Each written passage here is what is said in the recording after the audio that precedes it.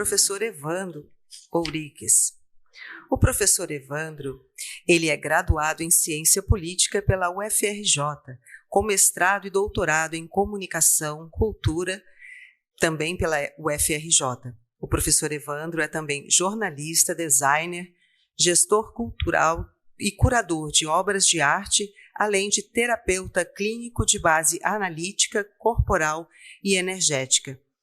Ele se dedica à teoria psicopolítica, que começou a sistematizá-la em 2004 e a nominou em 2012, aprofundando-a em rede a partir do Núcleo de Estudos Transdisciplinares de Teoria Psicopolítica e Consciência, da ECO-UFRJ. Ele é diretor do Núcleo de Estudos de Teoria Psicopolítica e Teoria Filosófica da UFRJ e é também professor do Programa de Pós-Graduação em História das Ciências. Muito bem-vindo, professor.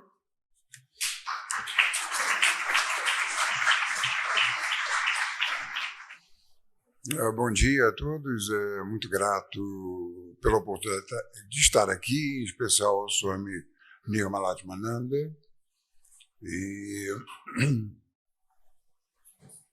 e a todos os representantes dessa extraordinária organização que é a Ordem Ramakrishna. Eu e minha esposa, a professora Estelita, tivemos a oportunidade, graças ao Swami Atmagnananda, de viajarmos durante 5 meses pela Índia no ano passado, ano retrasado e ano passado, sob a proteção da Ordem, e só podemos reafirmar a beleza dessa organização do trabalho que nós verificamos. Bom, enquanto restabelece aqui o funcionamento, eu gostaria de dizer que, basicamente, eu sou uma pessoa que sempre fiquei muito chocado com a falta de comunicação entre as pessoas e na minha própria ineficácia de comunicar-me com as pessoas. Primeiramente, eu percebi a dificuldade das pessoas de se organizarem de uma forma positiva. Depois, com o tempo, percebi isso em mim mesmo, né? O meu autoritarismo, a minha inveja, o meu ressentimento, né? a minha vaidade, minha prepotência. E a partir da filosofia, da teoria social da filosofia, a qual eu acabei me vendo empurrado nessa direção, para poder compreender por que é que nós temos essa tendência a verificar mais do mesmo, né? Ou seja, nas relações pessoais, nas relações nas equipes, nas relações na família, nas relações políticas, nas relações institucionais, nós encontramos autoritarismo, ressentimento, roubo de projetos. Por que isso, né? Isso, visto do ponto de vista da filosofia, da teoria social e da filosofia ocidentais, né? A única maneira de avançar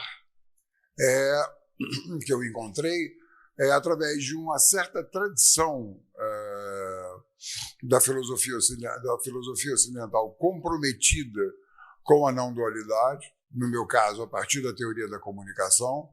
A comunicação é a necessidade do encontro, com o Vedanta, né? Acabamos de constatar, né, justamente essa questão da comunicação como sendo a condição da vida, correto? Eu tive agora uma dificuldade de me comunicar com a máquina e de me comunicar comigo diante de vocês, e de um vazio, sem saber se a máquina, se eu conseguiria ou não, o que eu iria fazer e como é que eu iria manter o meu estado mental diante dessa surpresa que eu não havia percebido. Essa é uma ideia central que nós vamos trabalhar aqui, ou seja, de que a condição humana é a comunicação. Muito grato. Namastê.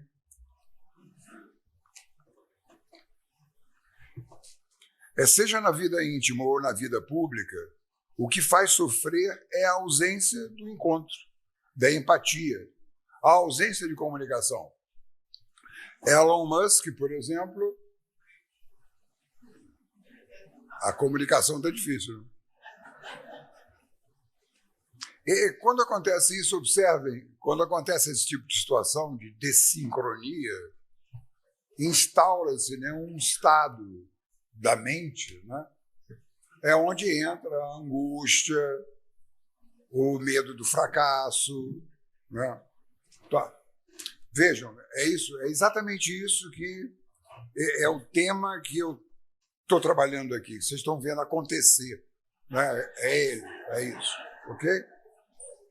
Então, eu estava falando que o Elon Musk ele faz parte de uma corrente filosófica, se vocês colocarem isso na internet, vocês vão ver, que é contra a empatia.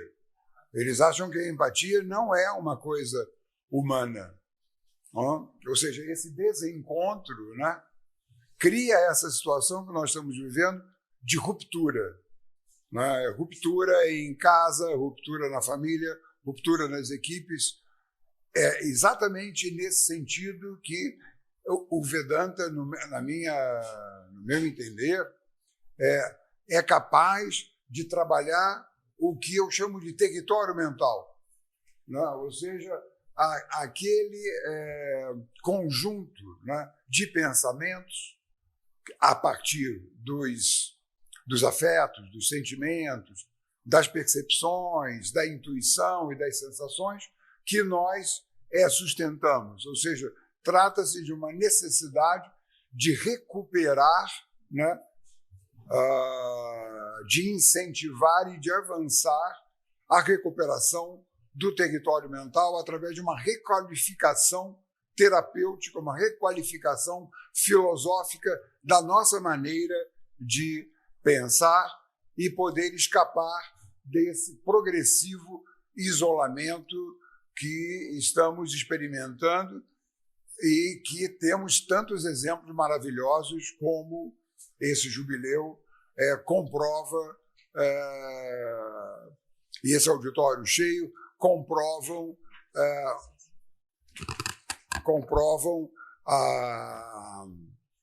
grato, querido, comprovam um exemplo candente, cristalino, de avanço que nós precisamos incentivar, aprender mais, incentivar. Ou seja, há uma necessidade de avançarmos, né, o encontro. Né? Porque é no momento que nós damos as mãos, né, é que as coisas ficam boas. Né? Correto? É quando nós dançamos, né? É quando nós refazemos as estruturas, as colunas da nossa mente, né? Possibilitando, assim, um encontro entre o que supostamente é diferente. Trata-se, portanto, de incentivar essa saída de dentro de um olhar pré-existente, né? De sair da forma incorporada, né? De ver a realidade, mudar a respiração, mudar a musculatura,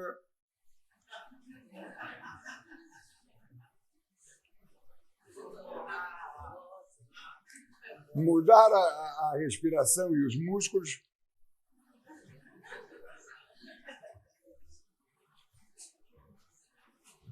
Alguém sabe o que está acontecendo? As sinapses mudaram o que se pensa. Né? Hoje de manhã, por exemplo, de madrugada, assim, eu estava acordado, incorporando o que eu escutei aqui hoje, a minha fala aqui, e estava olhando da varanda essa imagem que me chamou a atenção. E como é que a gente pode ou optar por olhar, né, os prédios, ou olhar o nascer do sol, que traz, então, até que o Dr. Sérgio ainda agora falou, essa dimensão cósmica, né? Ou seja, do lugar que, de fato, nós habitamos.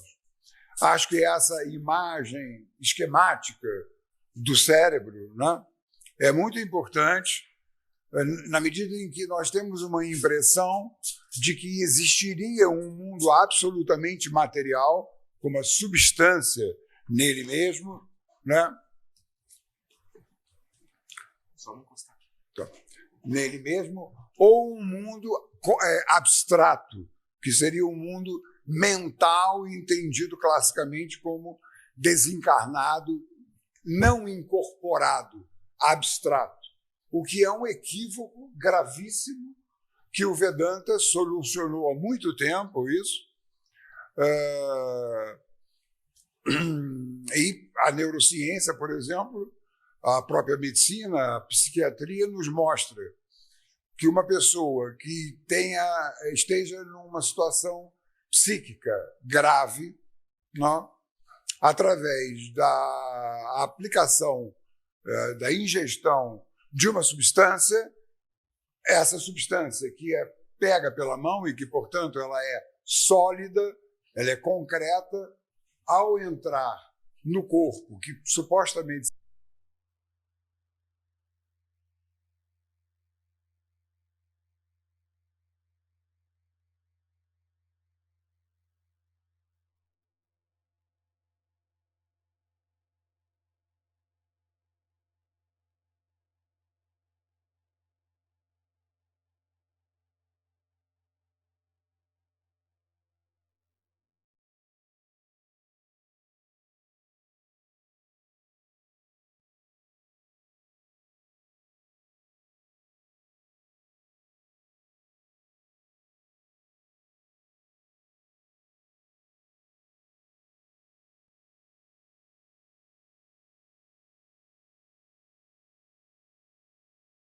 eu estava assistindo aqui e vendo esse símbolo que está aqui, né, que vocaciona o encontro, né, o respeito e o encontro do comum, né, entre as aparentes diferenças, como Sri Ramakrishna tanto se dedicou, experimentando profundamente o cristianismo, experimentando profundamente o islamismo e se realizando nessas tradições espirituais diversas do hinduísmo, e fiz esse esquemazinho ontem, né?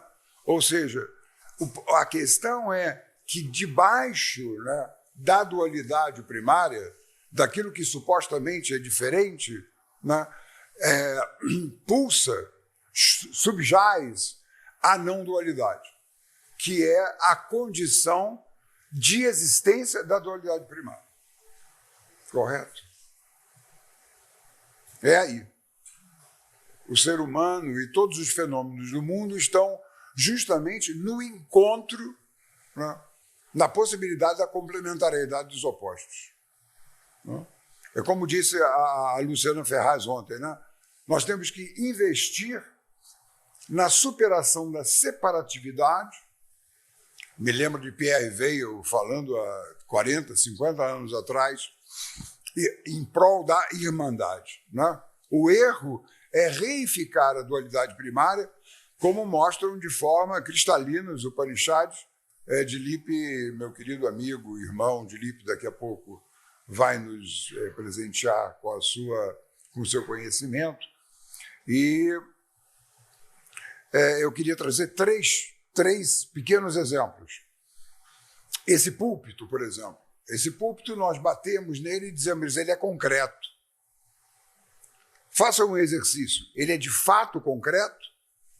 Por que esse púlpito está aqui? Porque alguém comprou e colocou aqui. E por que foi possível comprar e colocar aqui? Porque há uma loja ou um marceneiro que fabrica púlpitos. Porque alguém, em algum momento, antes desse marceneiro, descobriu que púlpitos seriam bons para palestrantes. Então, o que está presente aqui? É o púlpito ou a vontade, o desejo e a intenção de toda uma cadeia imensa de seres humanos que decidiram a existência do púlpito. Portanto, aquilo que nós supomos que seja material, na verdade, ele é simplesmente o espelhamento da nossa intenção, o espelhamento da nossa mente. O segundo exemplo, relembro o que Liadinsky falou ontem, daquela relação entre o vedantista e o elefante, né? Ou seja, se eu sou Brahman e estou no caminho e vem um elefante, não vai acontecer nada comigo, correto? Porque eu também sou Brahman. Só que o elefante vai me atropelar. E o mestre diz, bom, mas o condutor te disse, saia do caminho. Por isso que a Advaita Vedanta tem uma construção tão brilhante, que é a construção do não dois. Ou seja, não é uma unidade na qual desaparece a diferença. É uma unidade de dois. Ou seja, é um não dois. O dois não é dois. Como eu e vocês, e vocês como eu e a máquina, e por aí vamos. O terceiro foi Swami Nirmalatmananda, que falou ontem, de forma cristalina, uma coisa não é o exemplo do bar, não, é o exemplo do barco. O exemplo do barco, né? Ou seja, é o barco na água e não a água no barco. Compreende? Foi para ajudar, então, a avançar a teoria social e a filosofia ocidental, né?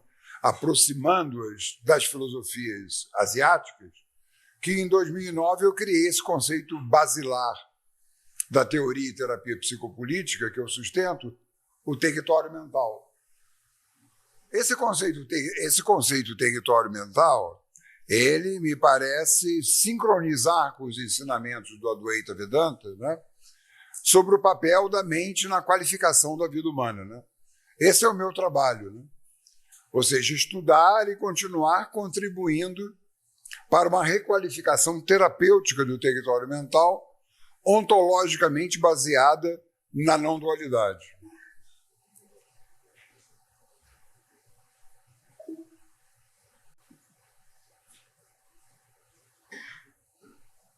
A reificação da dualidade primária é o que a realidade justamente não é. Alguém ou um grupo que acumula riqueza às custas do outro é irreal, por isso que é provocador. Né? Discriminar alguém ou um grupo provoca dor porque não é real. E assim sucessivamente. Né? Trata-se de uma compreensão radicalmente distinta da hegemônica no Ocidente, fundada por uma razão filosófica, como demonstra Dilip Loundo, de caráter instaurativa, que instaura um racionalismo estéril, separado do mundo da vida, pois visa produzir um discurso positivo sobre a realidade, ou seja, a razão ocidental, essa que tantos de nós não quer mais, está cansado, acha que é racional, que atrapalha o sentimento, que atrapalha a razão, o amor, que atrapalha o coração. Na verdade, o problema não é da razão, o problema é dessa razão hegemônica no Ocidente, que é uma razão instaurativa que procura dizer para a realidade o que ela é, ou pior ainda, o que ela deveria ser. Né? Mas, ao contrário, a razão filosófica indiana que encontramos nos Upanishads é dotada de sabor de mel. Né?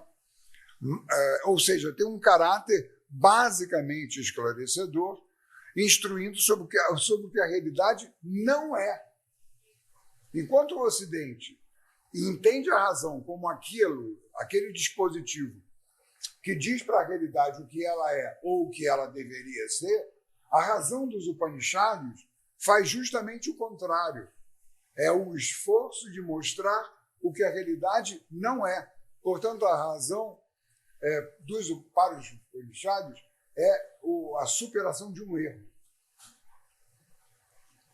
Né? Ou seja, a própria essência dos Upanishads poderia ser descrita como a doutrina do mel, que é o título do livro do meu precioso irmão, justamente Doutrina do Mel. Porque a questão é que nós não temos uma relação direta com a realidade. Nós temos uma relação mediada pelos nossos pensamentos. Não?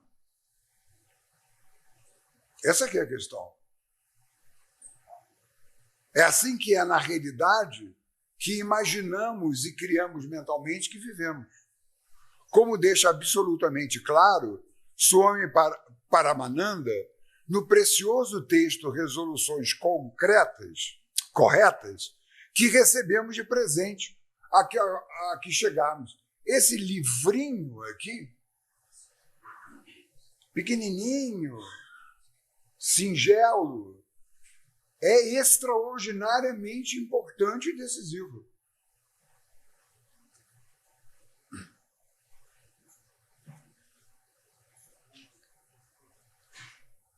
Porque é, de fato, né, na mente que nós vivemos. Depende do que nós temos na mente. Porque a nossa mente pode ser assim, entulhada do que não interessa.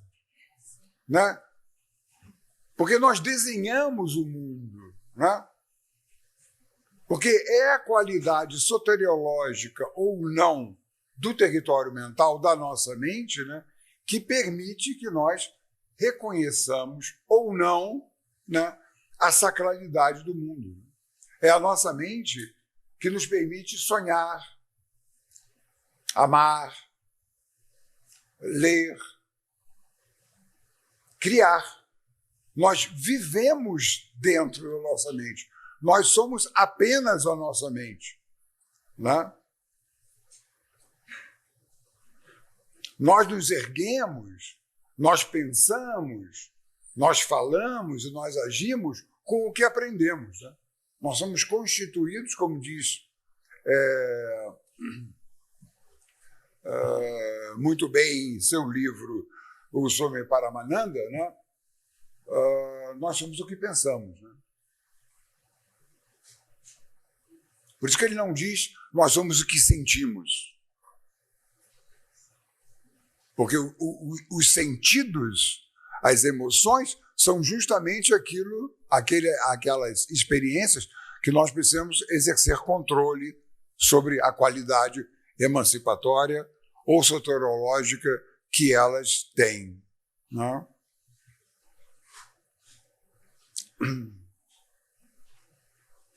Portanto, a gente precisa reconectar com essa criança, com essa pureza, com esse encanto. Né? Trata-se, portanto, da capacidade de tomar resoluções corretas, o que implica em que o decisivo é a mente aberta, como sublinha o Swami Nirmalaratmananda, como ensina o Swami Paramananda nesse livro precioso. Vamos escutar o Swami Paramananda com atenção. Eu vou fazer uma série de citações literais. Né? A resolução de que sejam quais forem os obstáculos que surgirem à minha frente, tentarei de todas as formas vencê-los através do meu pensamento, palavra e ação. A resolução de não ferir nenhum ser vivo com meus pensamentos, palavras e ações. Tornarei meus pensamentos livres de todo elemento que não seja o puro e completo amor. Esta tarefa, reconheço em meu íntimo, é das mais difíceis, visto que há pessoas, locais e ocasiões que podem provocar em mim pensamentos pouco amáveis. Não permitirei que a falta de coragem e o desânimo se apoderem de mim, nesta luta para estabelecer-me no ritmo divino. Essa maneira filosoficamente hindu de falar o que nós, na tradição ocidental, podemos falar como a condição comunicacional.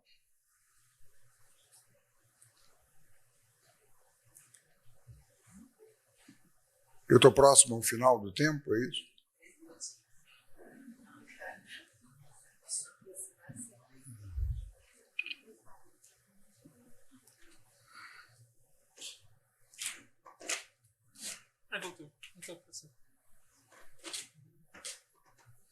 Então, vejamos a condição comunicacional. Nós emergimos neste mundo, dentro do outro. Né? Estamos uns com os outros. Somente a teoria social e a filosofia hegemônicas, que reiteram a dualidade primária, nos fazem esquecer esse fato que é concreto. É assim que nossa condição é comunicacional. Né? Nós somos emprenhados pelo mundo. Não é? Daí a centralidade da Mãe Divina. Né? Não é à toa.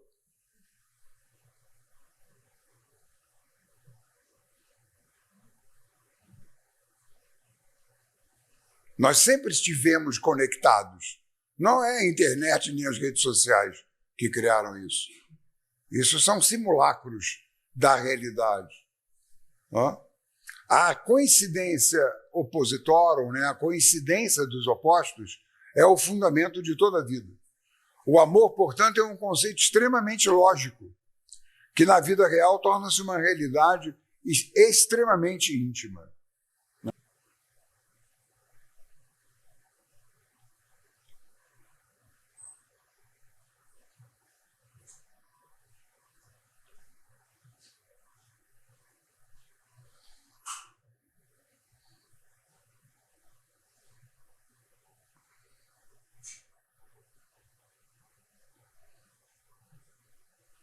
Há na relação entre o filho e a mãe, né?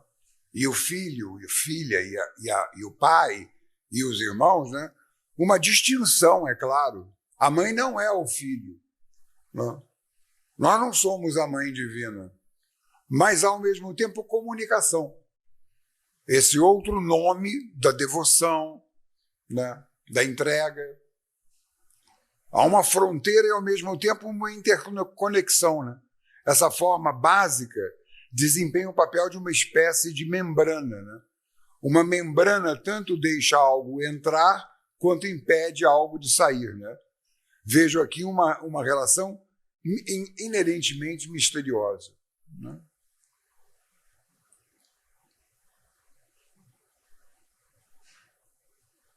Essa construção mútua de impessoalidade. Né?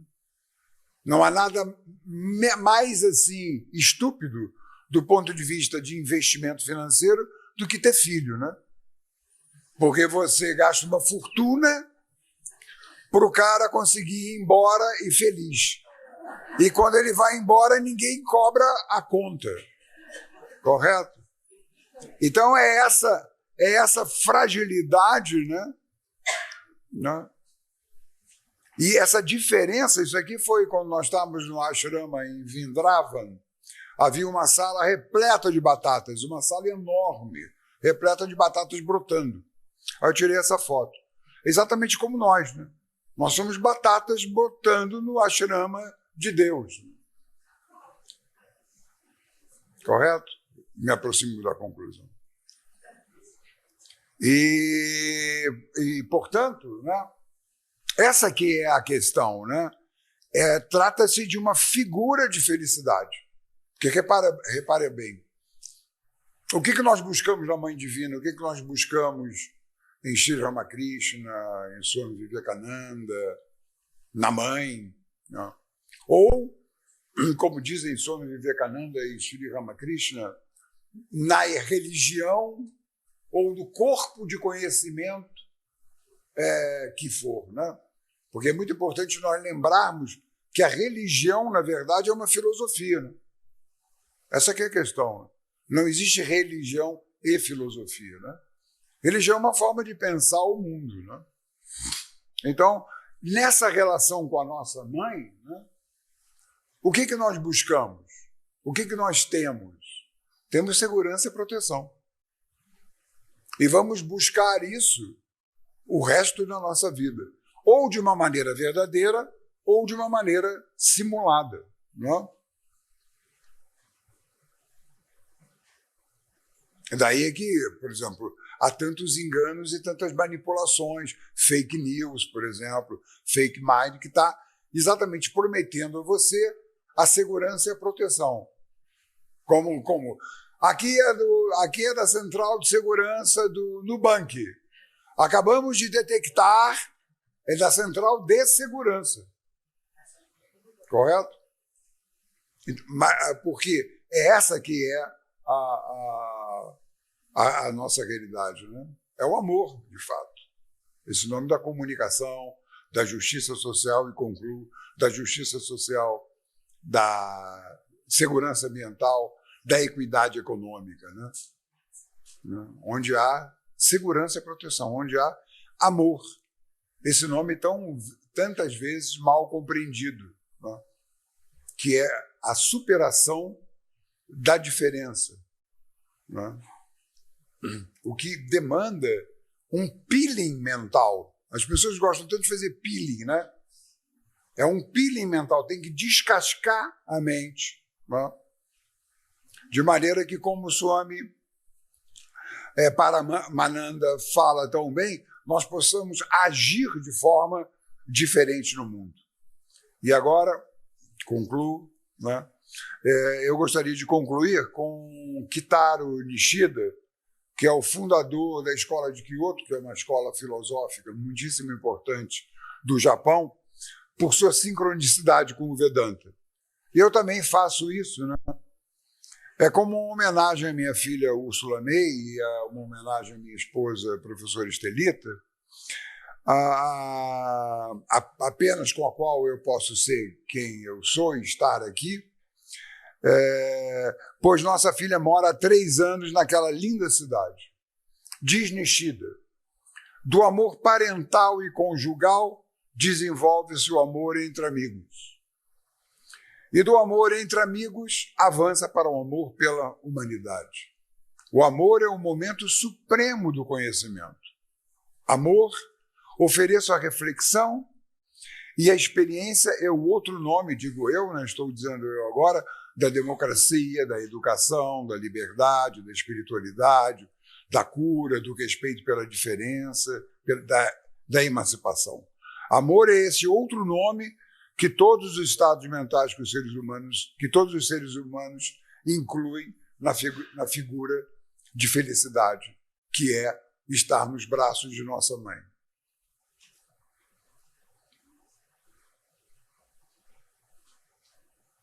Muito grato.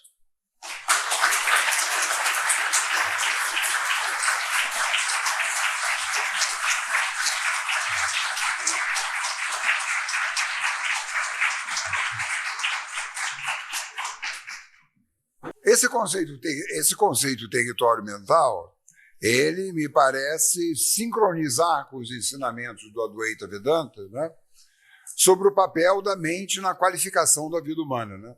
Esse é o meu trabalho, né? Ou seja, estudar e continuar contribuindo para uma requalificação terapêutica do território mental, ontologicamente baseada na não dualidade.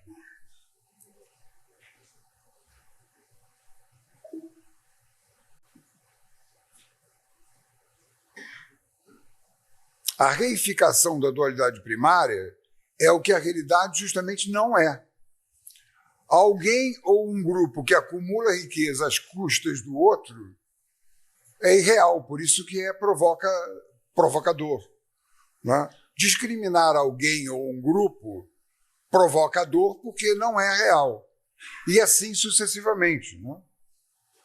Trata-se de uma compreensão radicalmente distinta da hegemônica no Ocidente, fundada por uma razão filosófica, como demonstra Dilip Loundo, de caráter instaurativa, que instaura um racionalismo estéril, separado do mundo da vida, pois visa produzir um discurso positivo sobre a realidade, ou seja, a razão ocidental, essa que tantos de nós não quer mais, está cansado, acha que é racional, que atrapalha o sentimento, que atrapalha a razão, o amor, que atrapalha o coração.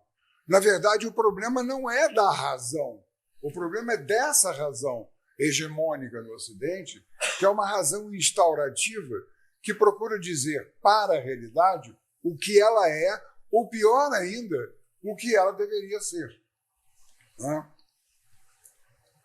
Mas, ao contrário, a razão filosófica indiana que encontramos nos Upanishads é dotada de sabor de mel,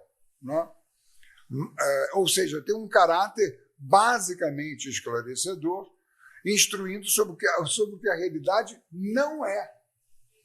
Enquanto o Ocidente entende a razão como aquele dispositivo que diz para a realidade o que ela é ou o que ela deveria ser, a razão dos Upanishads faz justamente o contrário. É o esforço de mostrar o que a realidade não é. Portanto, a razão para os Upanishads é a superação de um erro. Ou seja, a própria essência dos Upanishads poderia ser descrita como a doutrina do mel, que é o título do livro do meu precioso irmão, justamente Doutrina do Mel. Porque a questão é que nós não temos uma relação direta com a realidade. Nós temos uma relação mediada pelos nossos pensamentos. Não? Essa aqui é a questão. É assim que é na realidade que imaginamos e criamos mentalmente que vivemos. Como deixa absolutamente claro Swami Paramananda no precioso texto Resoluções Corretas, que recebemos de presente a que chegamos. Esse livrinho aqui, pequenininho, singelo, é extraordinariamente importante e decisivo.